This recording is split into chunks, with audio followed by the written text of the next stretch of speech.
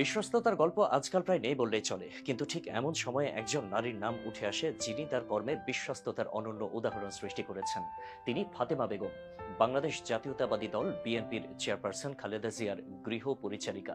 কিন্তু তার ভূমিকা কেবল একজন পরিচারিকার মধ্যে সীমাবদ্ধ নয়, তিনি খালেদা জিয়ার ছায়াসঙ্গী। 2018 সালের 8ই ফেব্রুয়ারি খালেদা জিয়ার কারাবাস শুরু হয়। সেই সময় স্বেচ্ছায় তার সঙ্গী হন ফাতেমা। 2 বছরেরও বেশি সময়, প্রায় 774 দিন কারাগারের অভ্যন্তরে খালেদা জিয়ার প্রতিটি মুহূর্তে ছায়া সঙ্গী হয়েছিলেন তিনি। কারাগারে বন্দী থাকা অবস্থাতেও ফাতেমা ছিলেন নির্ভীক। নিজের ইচ্ছায় খালেদা জিয়ার পাশে থাকার এই বিরল দৃষ্টান্ত তার প্রতি বিশ্বাস আর ভালোবাসার গভীরতাকেই যেন স্পষ্ট করে। সাধারণত কারাগারে বন্দীদের সঙ্গে পরিচারিকা থাকার নিয়ম নেই, এ নিয়ে রাজনৈতিক বিতর্ক সৃষ্টি হয়। কিন্তু ফাতেমার প্রতি খালেদা জিয়ার নির্ভরশীলতা এবং ফাতেমার অপরিসীম সেবার কারণে সেই নিয়ম এক প্রকার নীতিগতভাবে ভঙ্গ করা হয়। ফাতেমা শুধু খালেদা জিয়ার একজন কর্মী নন, বরং তিনি তার পরম আস্থাভাজন।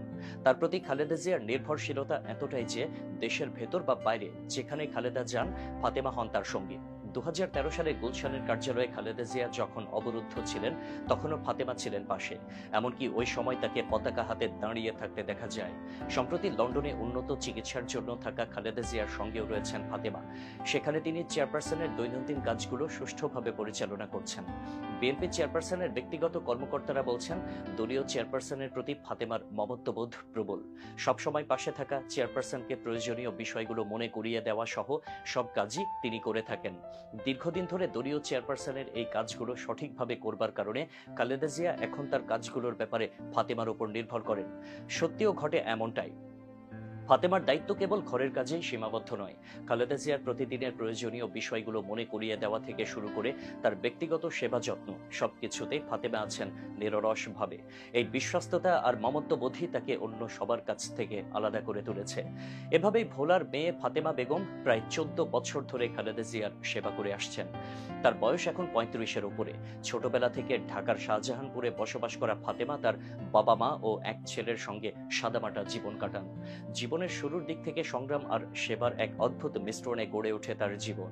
ফাতেমা উচ্চশিক্ষিত নন, তিনি কোনো জাতীয় নেত্রীও নন, কিন্তু তার যে ভূমিকা, তাতে তাকে পর্দার অন্তরালে থাকা এক মহীয়সী নারী বলা যেতে পারে।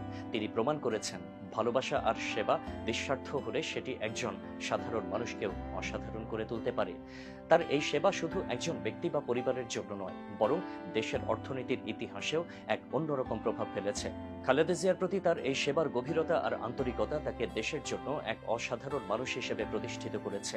বিশ্বস্ততা, সেবা আর মমত্ববোধের যে উদাহরণ ফাতেমা বেগম সৃষ্টি করেছেন তা বিরল। একজন গৃহ পরিচারিকার ভূমিকা যে এতটা গুরুত্বপূর্ণ হতে পারে তা হয়তো ভাবাই যেত না, যদি না ফাতেমার মতো একজন মানুষ আমাদের সামনে আসতেন।